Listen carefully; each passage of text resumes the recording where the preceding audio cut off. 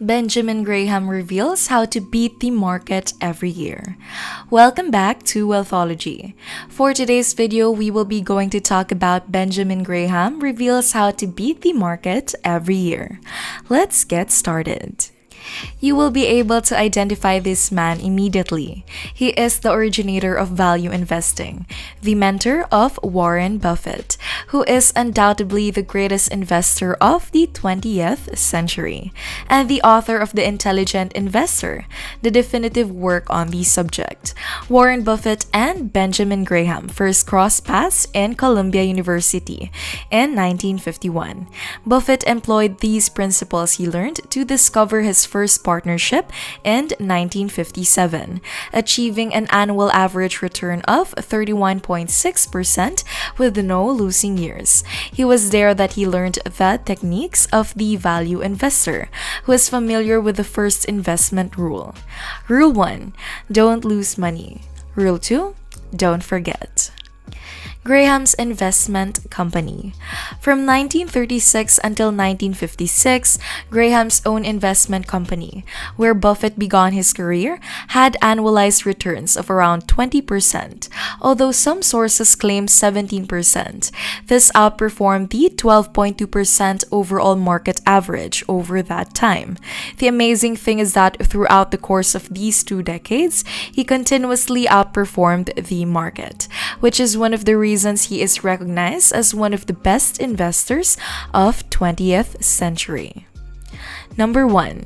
Margin of safety. Famously, Warren Buffett compared having a margin of safety to crossing a bridge. When you construct a bridge, you declare that it can support 30,000 pounds, but you only allow 10,000 pound vehicles to traverse it. You have a margin of safety, and investing operates on the same principles.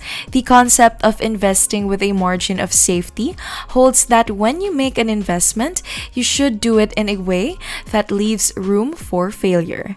This way, even if there is a recession and your business suffers, you will still have room to profit. Benjamin Graham learned a harsh lesson early on his life. When he was just 25 years old, Benjamin Graham, who was a talented guy who worked on Wall Street and made $500,000 a year, which, if your account for inflation, was literally multiple millions of dollars back then, learned a hard lesson.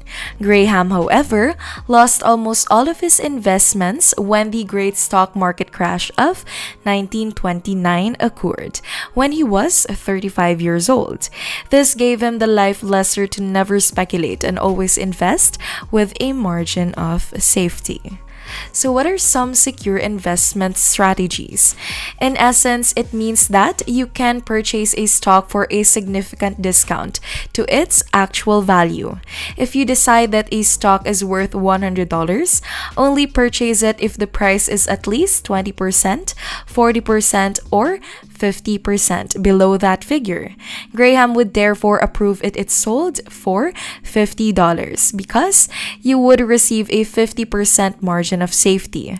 From a long-term perspective, even if a recession occurs and the company loses 50% of its value, you haven't actually lost any money. Therefore, the margin of safety shields the investor from both bad choices and market downturns. Number 2. Original Graham formula for calculating the value of a stock. Graham used to have a formula for calculating the value of stock, and the formula is pretty simple. It goes V equals EPS times 8.5 plus 2G, where V is equals to intrinsic value. EPS is equals to trailing earnings per share. 8.5 is equals to PE ratio of a zero growth stock, and G is equals to the long-term growth rate of the company.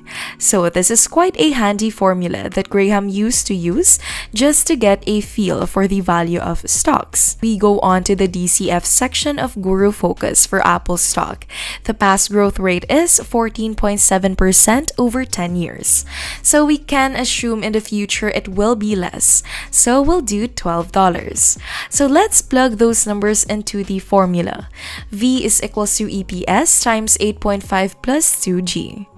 V is equals to $6.01 times 8.5 plus 2 times 12 equals an intrinsic value of $195. So compared to the current price of $172, that gives us a margin of safety around 11.7%.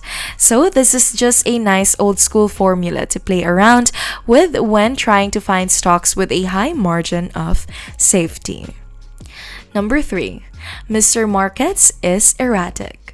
The concept of Mr. Markets is one of the great ideas to emerge from Graham's work, particularly these days. A lot of people are affected by the ups and downs of the stock market. It's challenging to profit from the market because of their emotional ties to it. Graham provides a unique perspective on the market that allows us to outsmart it. Imagine the market as an extremely erratic, unstable, and occasionally manic stock salesman. The salesperson is known as Mr. Market. He knocks on your door every day and offers you a price for a stock he's selling. He will offer you a high price for the stock on some days when he is extremely optimistic and a low price when he is depressed. He may also be apathetic on some days and offer you a standard price. As investors, it is our responsibility to profit from the market's downturns. It's time to buy when he's at your door selling stocks for a bargain. We don't have to buy anything or have to consider selling when he is hysterical and pessimistic. For instance, there was a lot of drama surrounding the Apple stock in late 2018. When they announced that they would stop providing unit sales data, Mr. Market became alarmed. He was downhearted. He reduced the stock's price by 33%. But Mr. Market still thought Apple was a terrible company, and now was the time to invest. A couple of months later, Mr. Market was feeling better about himself, and he started offering higher prices again. Mr. Market is great since he doesn't mind how many times you take advantage of him. He will show you the next day, prepared to do business with you again, regardless of how many times you burden him with losses or deprive him of gains.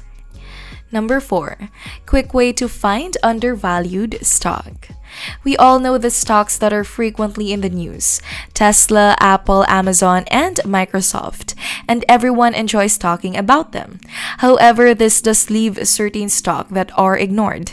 It eliminates opportunities in some market segments. Benjamin Graham has a simple method for locating these possibly undervalued businesses. Considering unpopular stocks with low PE and PB ratios was his recommendation.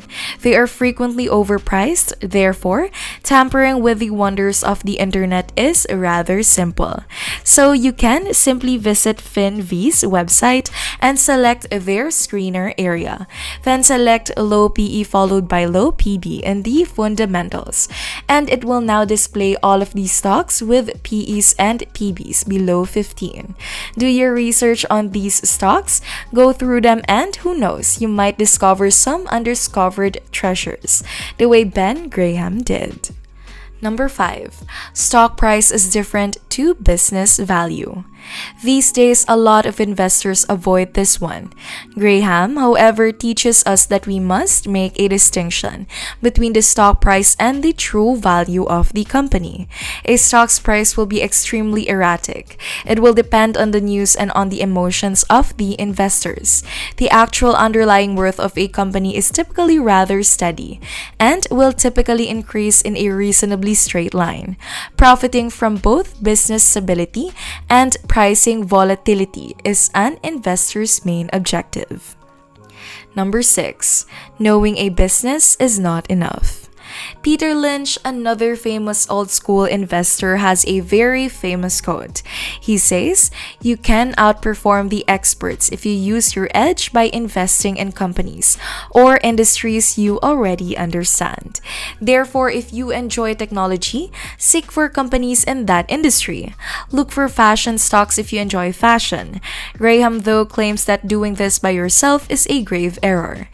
Before making a purchase, you must understand the foundations of the business. The fundamental numbers must be examined first. But keep in mind that his preferred method is to seek out weak, cheap cigar bars operations where he can make a quick profit.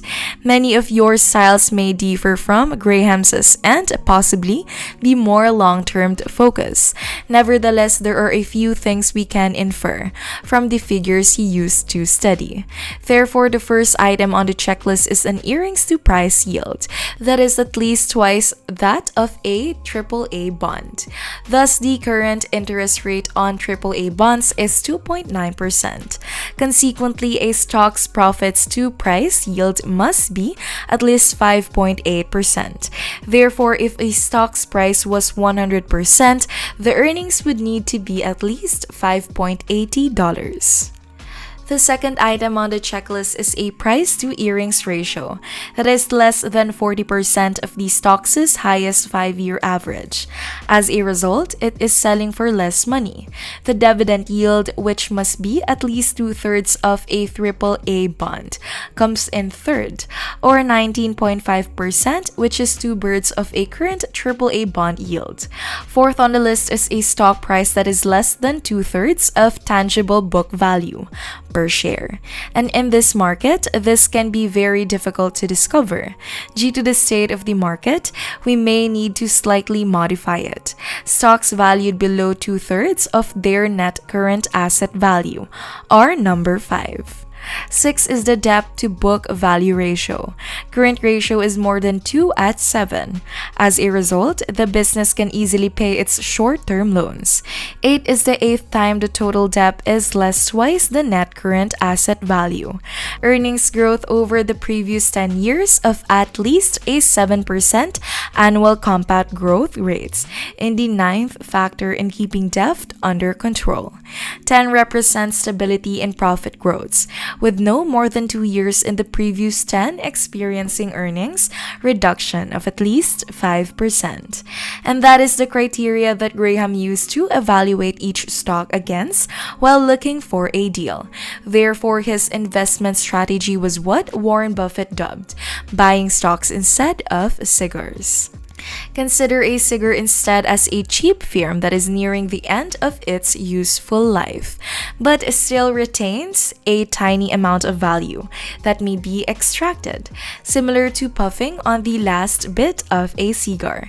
This strategy succeeded for him, as he outperformed the market over a period of 20 years, earning the title of Father of Value Investing and influencing a generation of investors. Which aspect of this subject have you found to be very useful? Please let me know in the comments section below. And if you like this video, please give it a thumbs up, turn on the notification bell, and subscribe to our channel for more. Thank you for taking the time to watch. Stay tuned for our next video.